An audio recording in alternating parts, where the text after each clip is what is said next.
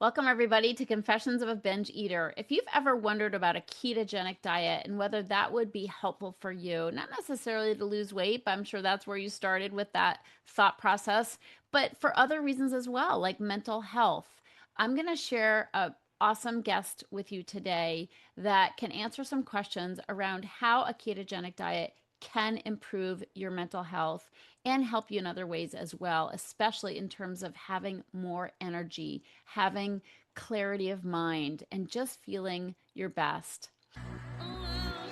Love heals my hunger, mends my heart.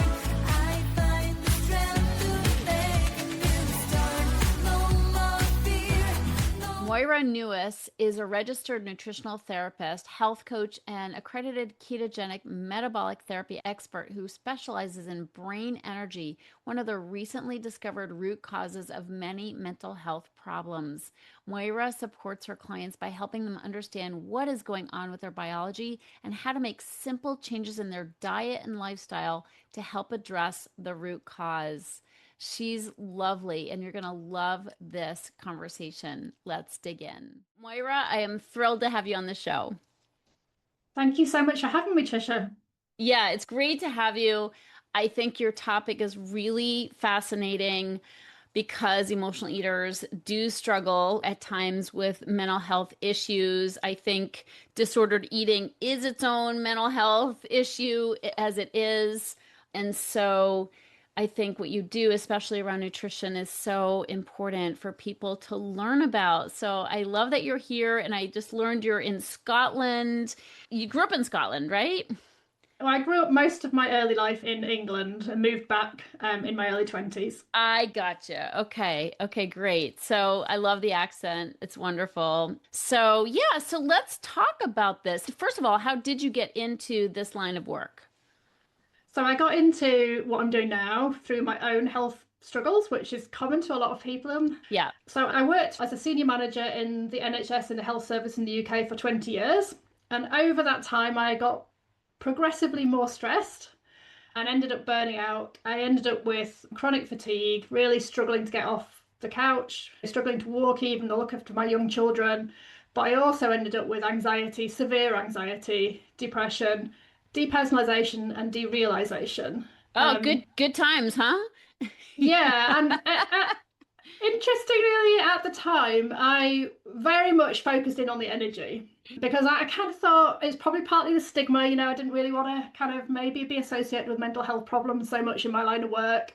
But I kind of felt like there was something wrong with my energy levels in the brain as well as the body. And that was really, that's been a theme that's carried through because now I'm working in what I call the field of brain energy, which is really about supporting people to optimize their brain energy and resolve mental health symptoms using strategies that help do that. So I came from like my own background where I had no help to kind of get well because I did the usual, go to your GP, all the tests were normal. I was offered antidepressants, but I didn't want to take them. I wanted to try an alternative approach. I did get taught some deep breathing by a psychiatrist who I saw once, and I credit him with me going on this road, really, this lifestyle journey to think, well, how am I going to get well again?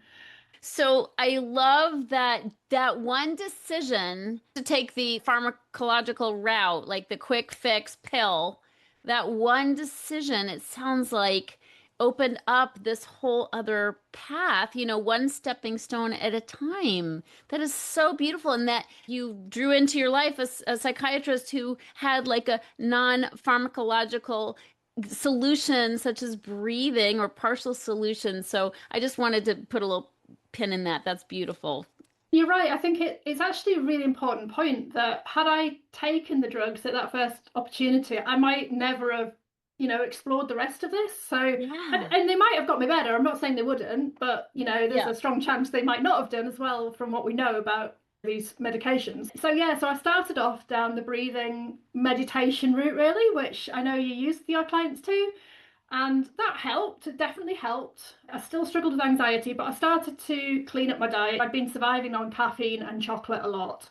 I'd even Mm. leave a board meeting without saying anything to anyone to go and get my fix so I could come back and finish in the next 2 hours, which, Yeah, just get the energy boost. Like you're like, I need something to yeah. keep going. Yeah, so I was probably quite addicted really to that combination at that time. Yeah. Anyway, I realised that I was beginning to feel a bit better, but I was a long way from well. I was just better, and Yeah. I felt really hopeless at some points. I really didn't think I was going to get well again. I really thought my family might be better off without me. It kind of got to that Mm, point. wow. Um, but along the way, over the next couple of years, I eventually quit my job when I realised probably that it just wasn't doing me much good, and then really focused on trying to get well again. And over those 2 years, I got really interested in nutrition. So I decided I'd retrain in nutrition. So I went and studied for 3 years at the Institute of Optimum Nutrition in London. And it was really in the first 6 months of that program that they were teaching us something, and it was about mitochondria. Mitochondria are the little organelles in your cells that make your energy and control lots of processes in the body. And I kind of went down a bit of a rabbit hole looking, finding out about this bit more, looking at actually, so mitochondria make your energy, and maybe that's part of my solution. Maybe I need to work out how, to support my mitochondria. So I started doing dietary interventions and other things as well, but I stumbled across the ketogenic diet at that point as well. And that, for anyone who doesn't know, is a high fat, very low carb diet, which is known to be supportive for mitochondrial health. So I decided after dabbling in it a bit, and I kind of felt a bit better, but still not ideal. I realised I was probably going to have to do it full time because I was kind of doing it and then coming off it, having a few days off, and it just wasn't having enough effect. Okay. So I did the ketogenic diet for 3 months, and at the end of the 3 months, I did a 100-kilometre bike race in the Scottish Highlands. Whoa. Yeah. And as I came across the finishing line, I was actually crying tears of joy because I kind of knew I'd cracked it. There was just no way I could have done this, a few months ago. Amazing. Yeah. So that is kind of what got me into this. And then, since then I've been, finished my training, been practicing with ketogenic diets and moving more towards the brain energy, mental health side over the last few years. Beautiful. Thanks for sharing that story. I love it. It's really beautiful. Again, it's sweet. Nothing against drugs when we need them, but the Yep. fact that you made that conscious choice to explore deeper, right? To explore deeper to get to the underlying causes, which is what Heal Your Hunger is all about. Let's not choose a pill for every ill. Let's look at what's really going on instead of the quick fixes. Because, of course, as chronic dieters, emotional eaters, we tend to have a quick fix mentality. And so I love that exploration of what's really going on.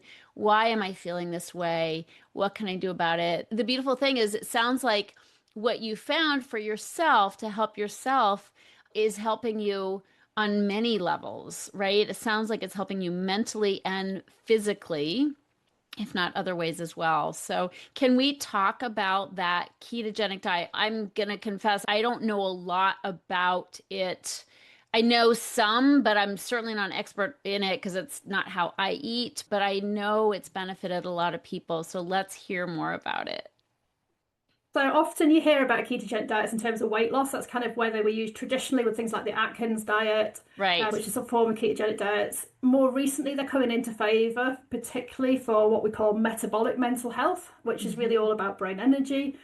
So perhaps just to take a step back a little bit, I think the thing that fascinates me, and which really is the thing that makes us all alive and well, is energy. So, the difference between like a dead body and a live body is energy, right? Yeah. um, and if we don't have enough energy, then things are not great. And, if we get a virus or an infection, energy gets turned down in the body, which makes us want to sleep, stay in bed, not move from the spot. So energy is really, really important. And the mitochondria, these little organelles that produce something called ATP, that's adenosine triphosphates. It is really what fuels most of the if not all the biochemical reactions in the body. So what we really want is to make lots of ATP at the right time to, fuel our bodies.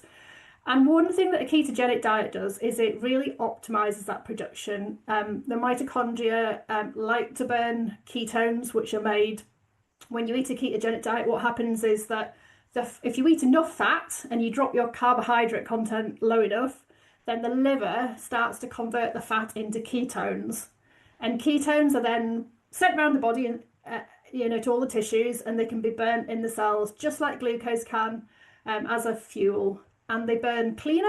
They're less complex, so there's not as many path steps in the pathway, and they have lots of benefits. So as well as optimizing mitochondrial function and therefore energy production, they're very anti-inflammatory. So that's one of the other big benefits. They can directly dampen what's called the inflammasome. That's part of the inflammatory sort of cascade of things in the body. They can indirectly signal that too. So they've got a few ways they can do that. They also help prevent the sort of destruction of cells at the wrong time. And they can also help with things like neurotransmitter balance. So they're doing lots of things all at the same time, which I think is why they can have such an effect. Because mental health is we now know there are problems with energy in the brain, but also inflammation and oxidative stress, so like damage to tissues in the brain and things as well. And ketones can kind of support all those processes, which makes them quite magical in my view. Yeah, so that is really interesting. So let's dig into what is a ketogenic diet. Like you said, fat. Is it a certain kind of fat? We're looking at wanting to use natural fats, so fats that are naturally found. I'm a big fan of animal fats, Okay. which might surprise some of your listeners. I'm a big believer that animal-based eating is perhaps the ultimate way to go. You don't have to kind of go that extreme, and there are, plenty of case reports of vegetarian ketogenic diets working well too. But what we don't want to be eating is highly industrialized processed fats, so trans fats, hydrogenated fats, vegetable oils that have been through a highly processed kind of route. So we want to be avoiding those. Okay, so just on that tangent, what kind of oils would be friendly to a ketogenic Yeah. diet? So you've got all the animal fats, so beef tallow, goose fat or duck fat, lard. Also, you've got things like coconut oil, and then oils that you can, they're all good for cooking with because they're all saturated fat. So the easiest way of telling a saturated fat is it's usually solid at room temperature. Maybe not if you live in the tropics, but for Right, most of right. us. And then you've got unsaturated fats, so things like more delicate seed oils, and we want to be only using a pressed version of those if we're going to use them. So things like rapeseed oil, olive oil as well, are better to be used as an additive to the food rather than being used to cook with. But Okay, they can be a great source. so the hard ones are better to cook with. Yeah, just because they generally don't get damaged at higher temperatures. There's a bit of variation within that, but Yeah. that is the thing. I mean, what people don't always realize is that all fats are a combination. So when I say these fats are saturated fats, they will also have other fats in them. So beef also has polyunsaturated fat in it, and olive oil also has saturated fat in it. So it's not a straight cut actually. All fats in nature come as a combination. Okay. Um, yeah, which is perhaps a surprise. Okay, so that's interesting. Now somebody who can look at a piece of beef and have her cholesterol rise. I mean, it's my whole family. We all have a susceptibility to high cholesterol, and I don't take anything for that, but I am aware that it could get high over certain things that I eat. How would somebody like me approach a diet that has so much animal fat in it?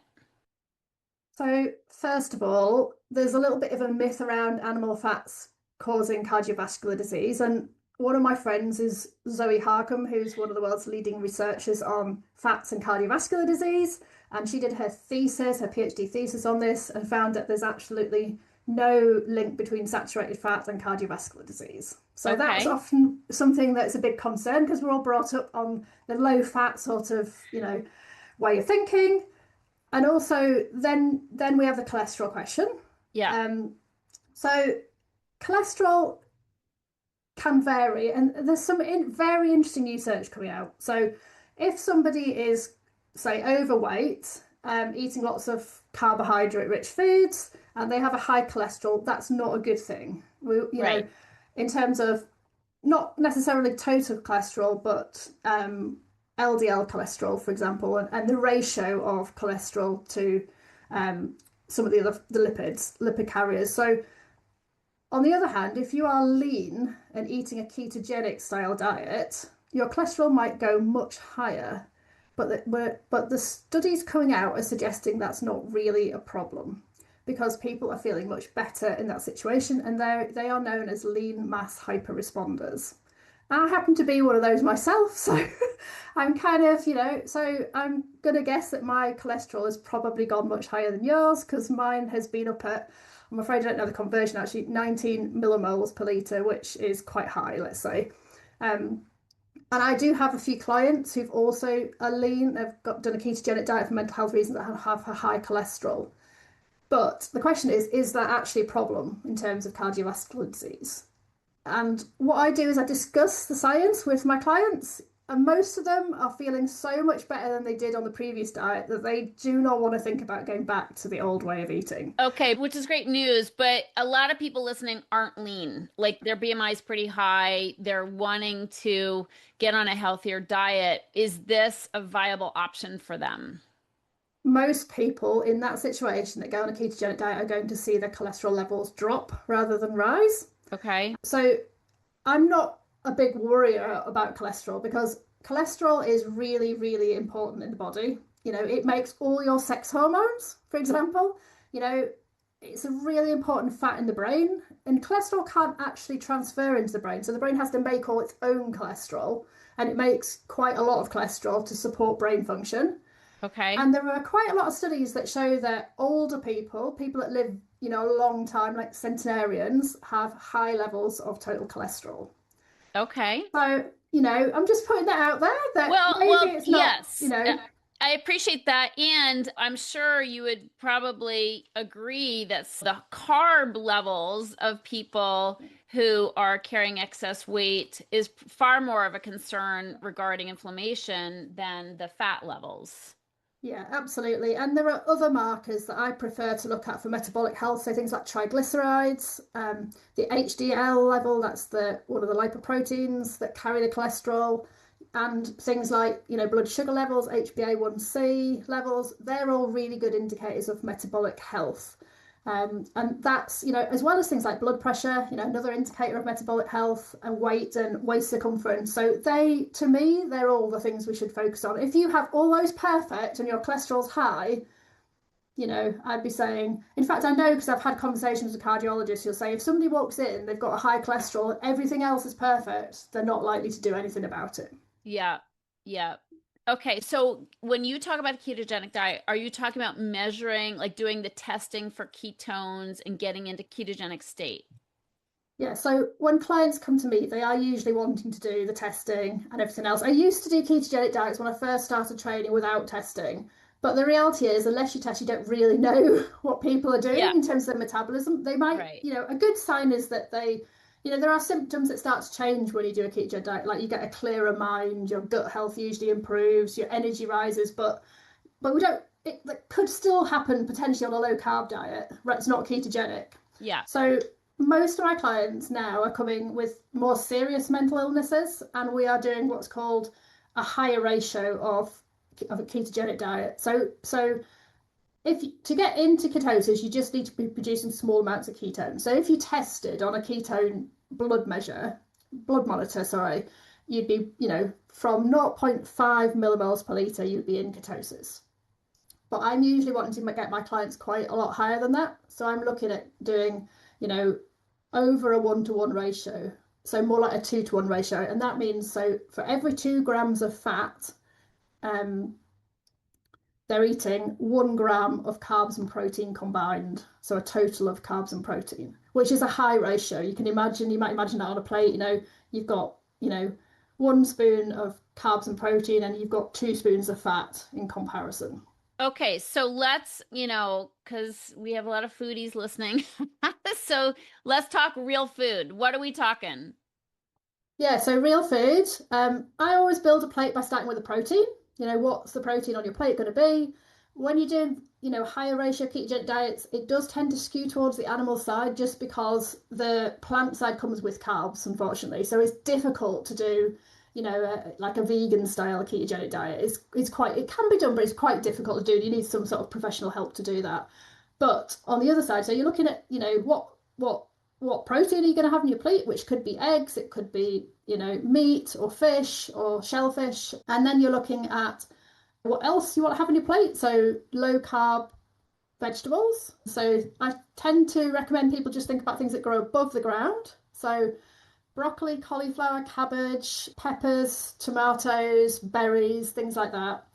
And then you're going to be having to think about the fat. So if you are eating something that is very fatty, like there are some cuts of meat that are very fatty, you might not need to add as much fat. But if you're not, you're going to have to add fat to the plate. And that could be in various forms. It could be in just fat that you're cooking it in or a sauce that you're making. It might be that if you're somebody who eats dairy, for example, you could use cream and cheese and things like that to add the fat. Butter. Or butter, absolutely. Some coconut products like coconut cream if you're making something. There's various ways to do it at that point. Okay, interesting. So, regarding the vegetables, we've all been taught to eat our vegetables, and vegetables take up more space in our tummies. And I'm talking about the green leafies, and like you said, the vegetables above ground, mostly green, but not always. But those things are at a minimum in a ketogenic diet.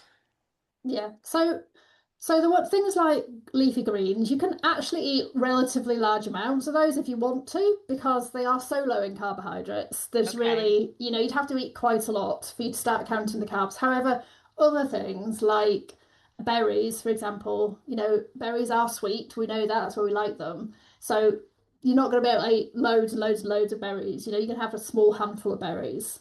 And there are other foods like nuts, for example, if you're including them in your diet, that they're a combination of protein, carbs, and fat. So again, there's a limit on the carbs that you can eat with nuts. Yeah. And of course, some people go quite to the extreme of the carnivore end of the spectrum on a ketogenic diet, which is without the plants at all and just Yeah. looking at meat and fat. Yeah. Do you recommend that? Like the carnivore diet, which is like literally all you eat is meat? I think the carnivore diet comes into its own for in a couple of reasons. One is if you think you've got food sensitivities that we just can't get to the bottom of, it's like an elimination approach. You just take out all because it's usually plant foods that are creating a food sensitivity, or dairy is another thing. So you take out the things that are a problem, which takes you back to, you know, meat and fat, and then you can slowly bring them in again. But the other reason for using it is people with more serious conditions, it can have an even stronger therapeutic effect. So I did publish a case last year of somebody who put their schizophrenia into remission using a carnivore ketogenic diet. And this was somebody who'd been hospitalized, sectioned several times, forced to stay in hospital, did a carnivore ketogenic diet, and has never really looked back. He's just remained completely stable, been able to come off his medication, and is now volunteering in the mental health system. Wow. The carb issue, is it directly linked to the inflammation? Is that why, eliminating carbs is so powerful in increasing somebody's mental health wellness? It's partly inflammation, but it's also to do with how we use energy in the body. So if you imagine when you eat carbohydrates, you digest it down into glucose effectively and sugars that go into the bloodstream. Now, if you can use that glucose effectively, you will have energy. However, if you are having problems using glucose, either in the body or in the brain, some usually what happens is we have a hormone called insulin produced by the pancreas that helps glucose into the cells. I like to call it the fat storage hormone because when it goes too high, we know we're in constant fat storage mode, and that becomes a problem because if you're storing rather than burning energy, you're not really able to access the energy so efficiently. One way I like to think of it is if you want to get on a subway train, but the subway train's quite full, there's a lot of glucose in there already. You're a little glucose cell standing on the platform, you want to get in, but you can't. And insulin's job is to try and push you in, is to try and get you through that door. But if your cell's already full of fat, it gets quite difficult to get through the door. You need more and more insulin, and that really causes a state called insulin resistance. And insulin resistance can happen in the brain too. And it can actually be more problematic in the brain because the blood-brain barrier has an impact on glucose getting into the brain. So we have 40% less glucose in the brain than the body. And that can kind of result, if we're also insulin resistant, then it's difficult for insulin to get into the brain. And that can really result in the brain kind of swimming in a sea of glucose, but still starving. So it's still got glucose there, but if we're insulin resistant, it's difficult to use it. So, one of the theories about mental illness now is that insulin resistance is playing a role. And even if you're not fully insulin resistant, there might still be some signs of glucose not being used effectively to fuel your brain. And that's where eating fat comes into its own because you can bypass that process and use the ketones to fuel your brain instead. How fascinating. Tell us some of the success stories that you've seen with people. I mean, the man with schizophrenia is one, but some others that their mental health has increased with this ketogenic diet. Yeah, so I've got another case I'm hoping to publish next year, and that was quite a complex case where it was a lady with binge eating disorder, Mhm. severe reflux problems, as well as severe anxiety. And she actually works in the research side for contemplative medicine, so like in the kind of meditative research field, and Okay. yet she still had severe anxiety. Okay. And she came to me and she was already doing a kind of low carb diet, and we discussed various options. And she decided she wanted to try a carnivore ketogenic diet because she felt we were suspected there was some food sensitivities going on. And within a few days, she experienced the calmest mind she's ever experienced.